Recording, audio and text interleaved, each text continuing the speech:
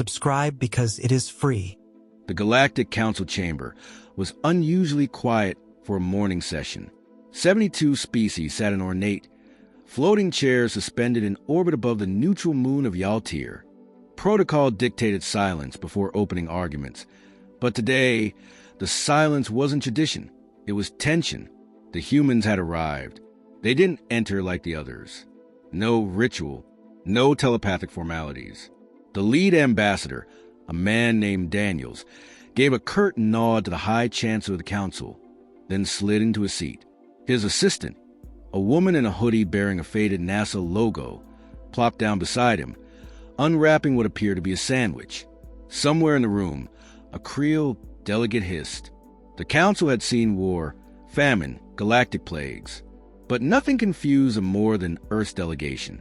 Their logic was impossible to anticipate.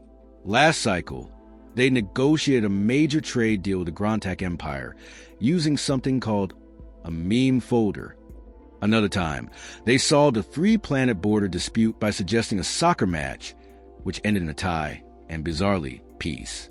Daniels placed a small cup on the table. "Coffee," he said. The liquid inside steamed ominously. It was banned in 5 systems, yet here it was, daring the room. A CERN diplomat leaned in, sniffed, and convulsed into anaphylactic spasms. A med drone rushed in. Daniels didn't flinch. "He shouldn't have sniffed it," he said dryly. Despite their uncouth behavior, humans held power. Their ships were crude, mostly built around kinetic weaponry, reinforced steel, and questionable nuclear engineering. Yet somehow they worked. The Earth fleet had passed every combat drill with unsettling precision. Worse, they seemed to enjoy chaos. One simulation involving asteroid mining had turned into a zero-gravity dodgeball game. They won. The ERA delegation raised concerns today about Terran emotional instability. Daniels responded by reading aloud excerpts from classic human literature, Shakespeare, Lovecraft, and something called Twitter. The chamber struggled to determine whether it was a warning or a joke. Still, humanity had a seat at the table. They'd earned it after routing a pirate invasion near the Zipker colonies. Without backup, their emergency response time was minutes. While the Council was still forming committees, Earth had already evacuated civilians, disabled the aggressors, and broadcast a distress haiku to the nearest sector. But it wasn't all heroics. There was tension under the surface. Earth had filed 17 complaints in the past cycle: unauthorized surveillance near their colonies, trade exploitation, and in one case, the abduction of a Terran botanist from a research moon. Every time, the Council responded with procedure, reviews, deliberations, a working group named Task Force 12A. Nothing happened. Daniels leaned back in his chair and glanced across the room. His eyes met the Zarn ambassador, who made a hissing motion that roughly translated to a smirk. Daniels didn't return it. He turned to his assistant, whispered something, and she chuckled into her sandwich. It was the kind of laugh you heard at funerals, quiet, knowing, and final. The vote began. Human concerns tabled. Again, Daniels didn't argue. He just stared at the table in silence, tapping his cup with one finger. The room moved on, but Earth had stopped moving with them. The room was colder during the next cycle, not in temperature, but in tone.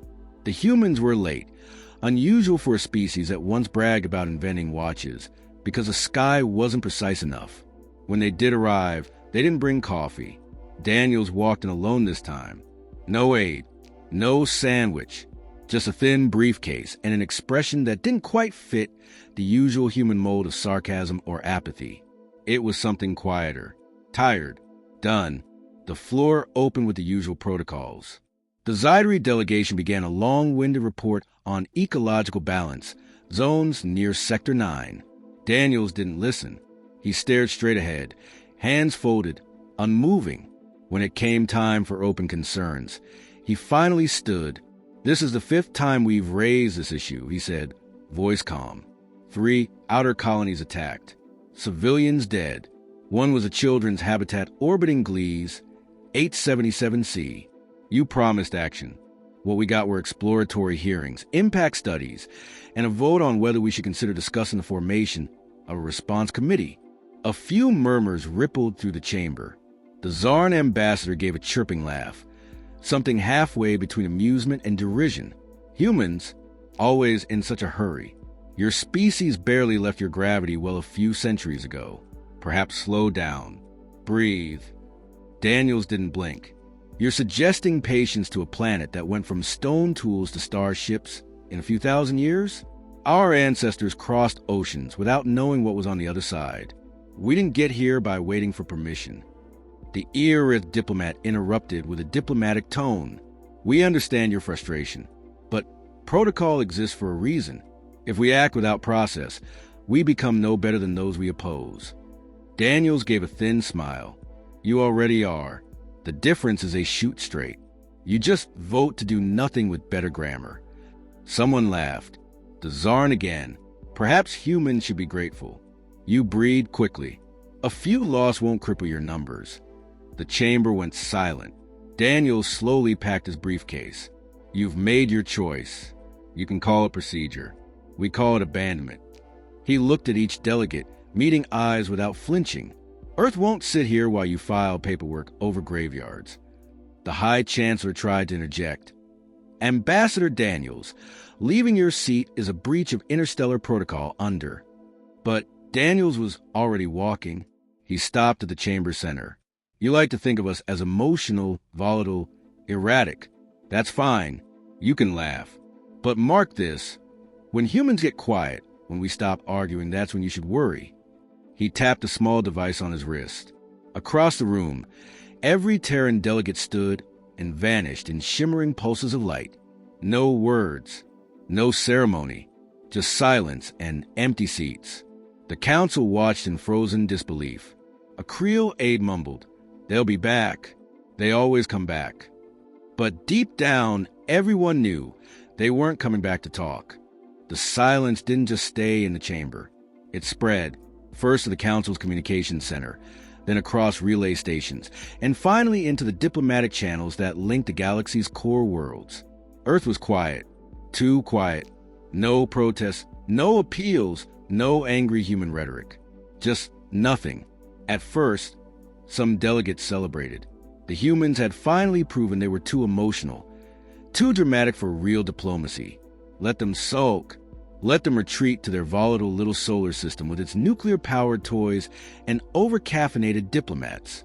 But then the transmission stopped coming from Earth entirely. Not jammed, not blocked, just gone. Council envoys reported shuttered embassies, blank frequencies, and locked navigation lanes. Even the human memes, once an unintelligible torrent of images and slang, disappeared.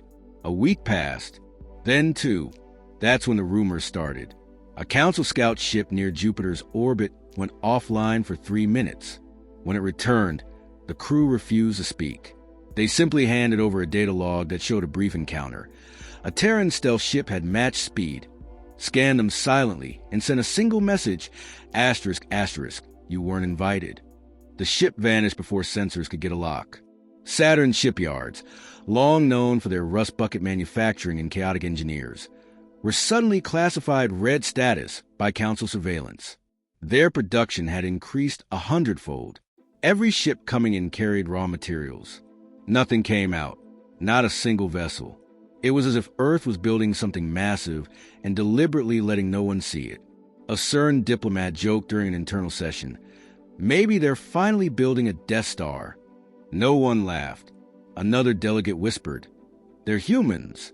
They wouldn't build a Death Star. They'd build 10 smaller ones and crash them into us just to prove a point." Terrified, the Council sent drones, surveillance probes, long-range AI. Every time, the data came back scrubbed or corrupted. One drone managed to send a partial image, an orbital platform shaped like an X, radiating heat signatures never before cataloged. Then its signal cut out. Last log message, **, they're watching. **. A few minor species began defecting quietly. Colonies once under Council protection asked to be realigned, not through diplomacy, just in case. The Virali Confederation, historically neutral, began routing trade ships through Terran space. Their reasoning? We'd rather our goods arrive late than never. The Council tried one last effort, an emergency summit without the humans. They discussed sanctions, surveillance, even possible containment. But deep down, they all knew the truth. You can't contain what you can't predict. And humans? They had mastered unpredictability. A simulation team was tasked with modeling Earth's likely response strategies. The first scenario showed orbital strikes. The second, cyber warfare. The third showed a single Terran ship offering peace, followed by 6 more flanking it in silence. One scenario ended with a human diplomat offering pancakes before launching an EMP. No one could tell which ones were jokes, and that terrified them more than any weapon. Then, without warning, the silence broke. Every communication channel in the galaxy lit up with a single broadcast. Not a threat, not a demand, but a message, clear, calm, and unmistakably human. You had a chance, the voice said, steady and resolute. You laughed. You ignored us. Now we act. In the hours that followed, the galaxy witnessed something no one expected. Human ships appeared suddenly in sectors plagued by piracy and warlords. They didn't attack indiscriminately or scorch planets to ash. Instead, they struck with precision, disabling weapon systems, jamming communications, and releasing captured civilians. Pirate fleets that had terrorized entire star systems found their ships incapacitated by silent EMP blasts. The humans were not conquering. They were cleaning house. The Galactic Council scrambled to respond, but by the time their fleets reached these zones, the human forces were already gone, leaving behind calm and order where chaos once reigned. No occupation, no declarations of dominance, just a quiet restoration of peace, and a warning. Then, a single encrypted file appeared on the Council's mainframe, titled simply, "What Happens When You Waste Our Time?" Inside, a dossier of every complaint humans had filed over the years, alongside detailed logs of inaction, neglect, and mockery from the Council. The final note read, "Respect isn't given, it's earned. We won't wait forever." The Council's grip on power began to unravel. Smaller species, long oppressed or ignored, started forming alliances with Earth.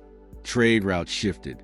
Influence moved away from the old order to a new center of gravity.